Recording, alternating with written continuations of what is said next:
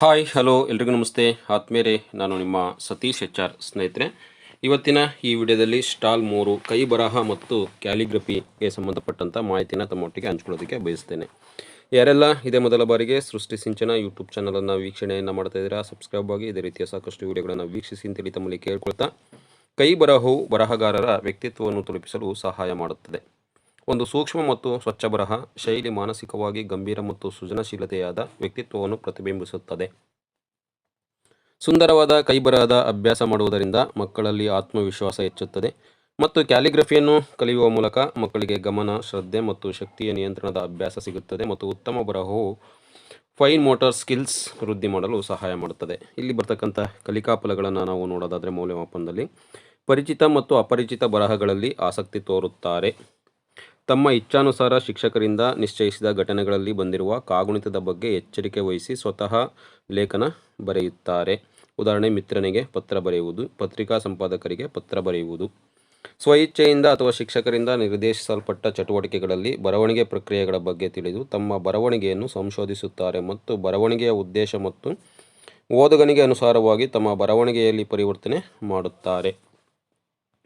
ಇನ್ನು ಪ್ರಕ್ರಿಯೆ ಯಾವ ರೀತಿ ಸಾಗಬೇಕು ಈ ಒಂದು ಅಂತೇಳಿ, ಶಿಕ್ಷಕರು ಮಕ್ಕಳ ತರಗತಿಗೆ ಅನುಗುಣವಾಗಿ 5 ನಿಮಿಷ ಒಂದು ಕಥೆಯನ್ನು ಹಾವಭಾವದ ಮೂಲಕ ಚಿತ್ರಗಳನ್ನು ತೋರಿಸುತ್ತಾ ಆಡು ಭಾಷೆಯಲ್ಲಿ ಕಥೆಯನ್ನು ಹೇಳುವುದು, ಮಕ್ಕಳಿಗೆ ಗಮನವಿಟ್ಟು ಆಲಿಸಲು ತಿಳಿಸುವುದು.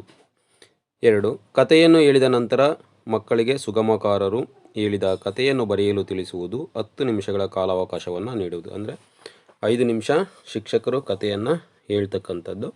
ಕಥೆಯನ್ನು ಹೇಳುವಾಗ ಕಥೆಯ ನಿರೂಪಣೆ ಭಾಳ ಮುಖ್ಯ. ಹಾವಭಾವ ಮತ್ತು ಚಿತ್ರಗಳನ್ನು ತೋರಿಸುತ್ತಾ ಮತ್ತು ಸಂದರ್ಭಕ್ಕೆ ಅನುಗುಣವಾಗಿ ಧ್ವನಿ ಏರಿಳಿತವನ್ನು ಮಾಡುತ್ತಾ ಆಡು ಭಾಷೆಯಲ್ಲಿ ಕಥೆಯನ್ನು ಶಿಕ್ಷಕರು ಮೊದಲು ಹೇಳಬೇಕಾಗುತ್ತೆ. ಹೇಳಿದ ಕಥೆಗೆ ಪೂರಕವಾಗಿ ನಂತರ ಮಕ್ಕಳು ಅದೇ ಕಥೆಯನ್ನು 10 ನಿಮಿಷಗಳ ಕಾಲಾವಕಾಶದಲ್ಲಿ ಬರೀಬೇಕಾಗುತ್ತೆ. ನಂತರ ಎಲ್ಲ ಮಕ್ಕಳು ಬರೆದಿರುವುದನ್ನು ಓದಿ ಅಕ್ಷರ, ಪದ, ಒತ್ತಾಕ್ಷರ, ಗುಣಿತಾಕ್ಷರ, ವಾಕ್ಯ ರಚನೆಯನ್ನು ಯಾರು ಅಚ್ಚುಕಟ್ಟಾಗಿ ಮತ್ತು ಸರಿಯಾದ ಅರ್ಥದೊಂದಿಗೆ ಬರೆದಿರುವುದನ್ನು ಪರಿಶೀಲಿಸಿ ಮಕ್ಕಳಿಗೆ 1ನೇ, 2ನೇ ಮತ್ತು 3ನೇ ಸ್ಥಾನವನ್ನು ನೀಡುವುದು ಅಂತಕ್ಕಂಥದ್ದು. ಸೊ ಇದಕ್ಕೆ ಪೂರಕವಾಗಿ ಕೆಲವೊಂದು ಕಥೆಗಳನ್ನು ನೀಡಲಾಗಿದೆ. ಇದೇ ಕಥೆಗಳನ್ನು ಬಳಸ್ಕೋಬಹುದು ಅಥವಾ ಬೇರೆ ಕಥೆಗಳನ್ನು ಕೂಡ ನಾವು ಬಳಸ್ಬೋದಾಗಿರುತ್ತೆ. ಬೆಕ್ಕಿನ ಸೊಕ್ಕು ಎನ್ನುವ ಕಥೆಯನ್ನು ಬಳಸ್ಬೋದಾಗಿರುತ್ತೆ.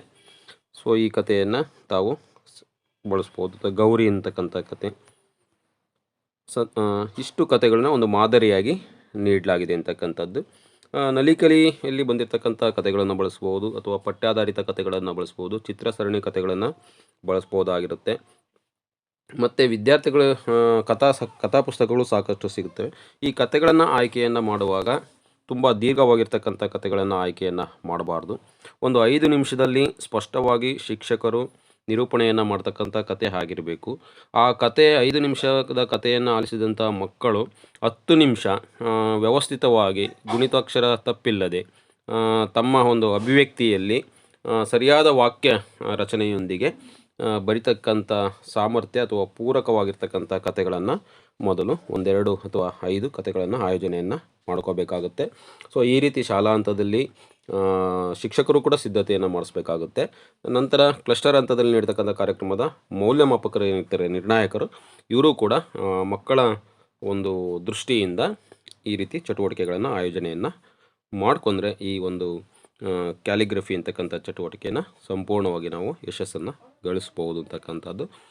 FLNಗೆ ಆಧಾರಿತವಾಗಿ ಕಲಿಕಾಭವನ ಆಚರಣೆಯನ್ನು ಮಾಡ್ತಾ ಇರೋದ್ರಿಂದ FLN ಅಂತೇಳಿದರೆ ಇನ್ನೂ ಆ ಒಂದು ಬುನಾದಿ ಸಾಕ್ಷರತೆ ಮತ್ತು ಬುನಾದಿ ಸಂಖ್ಯಾಜ್ಞಾನವನ್ನು ರೀಚ್ ಆಗದೇ ಇರತಕ್ಕಂಥ ಮಕ್ಕಳು, ಅಂದರೆ ಆ ಮಕ್ಕಳಿಗೆ ಒಂದು ಸಾಮರ್ಥ್ಯಕ್ಕೆ ಅನುಗುಣವಾಗಿ ನಾವು ಈ ಚಟುವಟಿಕೆಗಳನ್ನು ಆಯೋಜನೆಯನ್ನು ಮಾಡಬೇಕಾಗುತ್ತೆ ಅಂತಕ್ಕಂಥ ಮಾಹಿತಿಯನ್ನು ತಮ್ಮೊಟ್ಟಿಗೆ ಹಂಚ್ಕೊಳ್ತಾ ಇಷ್ಟೊತ್ತು ವಿಡಿಯೋವನ್ನು ವೀಕ್ಷಣೆಯನ್ನು ಮಾಡಿದ್ದಕ್ಕಾಗಿ ಧನ್ಯವಾದಗಳನ್ನ ತಿಳಿಸ್ತೀನಿ. ನಮಸ್ತೆ.